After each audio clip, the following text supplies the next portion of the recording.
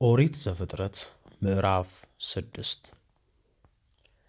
እንዲህም ሆነ፣ ሰዎች በምድር ላይ መብዛት በጀመሩ ጊዜ ሴቶች ልጆች ተወለዱላቸው። የእግዚአብሔር ልጆችም የሰውን ሴት ልጆች መልካሞች እንደሆኑ አዩ። ከመረጧቸውም ሁሉ ሚስቶችን ለራሳቸው ወሰዱ። እግዚአብሔርም መንፈሴ በሰው ላይ ለዘላለም አይኖርም፣ እርሱ ሥጋ ነውና ዘመኖቹም 120 ዓመት ይሆናሉ አለ። በእነዚያ ወራት ኔፍሊም በምድር ላይ ነበሩ። ደግሞም ከዚያ በኋላ የእግዚአብሔር ልጆች የሰውን ሴት ልጆች ባገቡ ጊዜ ልጆችን ወለዱላቸው። እነርሱም በዱር ዘመን ስማቸው የታወቀ ኃያላን ሆኑ። እግዚአብሔርም የሰው ክፋት በምድር ላይ እንደበዛ የልቡ ሐሳብ ምኞትም ሁል ጊዜ ፈጽሞ ክፉ እንደሆነ አየ። እግዚአብሔርም ሰውን በምድር ላይ በመፍጠሩ ተጸጸተ፣ በልቡም አዘነ።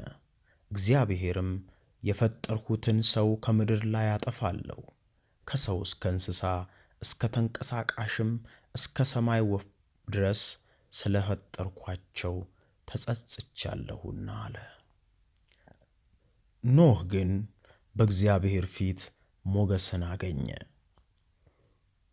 የኖህ እንዲህ ነው። ኖህም በትውልዱ ጻድቅ ፍጹም ሰው ነበረ። ኖህ አካሄዱን ከእግዚአብሔር ጋር አደረገ።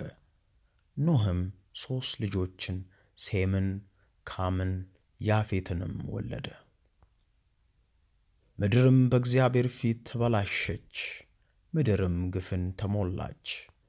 እግዚአብሔርም ምድርን አየ፣ እነሆም ተበላሸች፣ ሥጋን የለበሰ ሁሉ በምድር ላይ መንገዱን አበላሽቶ ነበርና።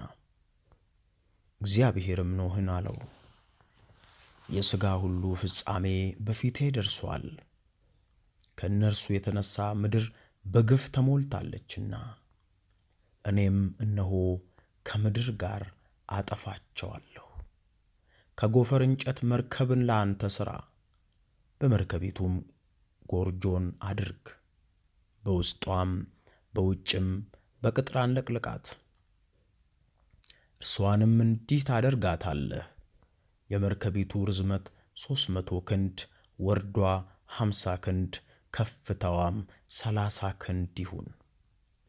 ለመርከቢቱም መስኮትን ታደርጋለህ፣ ከቁመቷም ክንድ ሙሉ ትጨርሳት። የመርከቢቱንም በር በጎኗ አድርግ፣ ታችኛውንም፣ ሁለተኛውንም፣ ሦስተኛውንም ደርብ ታደርጋለህ። እኔም እነሆ ከሰማይ በታች የሕይወት ነፋስ ያለውን ሥጋ ሁሉ ለማጥፋት በምድር ላይ የጥፋት ውኃን አመጣለሁ፣ በምድር ያለው ሁሉ ይጠፋል። ቃል ኪዳኔንም ከአንተ ጋር አቆማለሁ። ወደ መርከብም አንተ ልጆችህንና ሚስትህን የልጆችህንም ሚስቶች ይዘህ ትገባለህ። ከአንተ ጋር በሕይወት ይኖሩ ዘንድ ሥጋ ካለው ከሕያው ነፍስ ሁሉ 2 እያደረግህ ወደ መርከብ ታገባለህ። ተባትና እንስት ይሁኑ።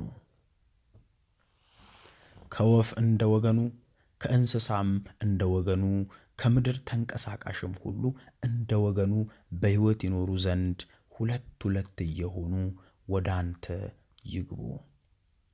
ከሚበላውም መብል ሁሉ ለአንተ ውሰድ፣ ወደ አንተም ትሰበስባለህ። እርሱም ለአንተም ለእነርሱም መብል ይሆናል። ኖህም እንዲሁ አደረገ፣ እግዚአብሔር እንዳዘዘው ሁሉ እንዲሁ አደረገ።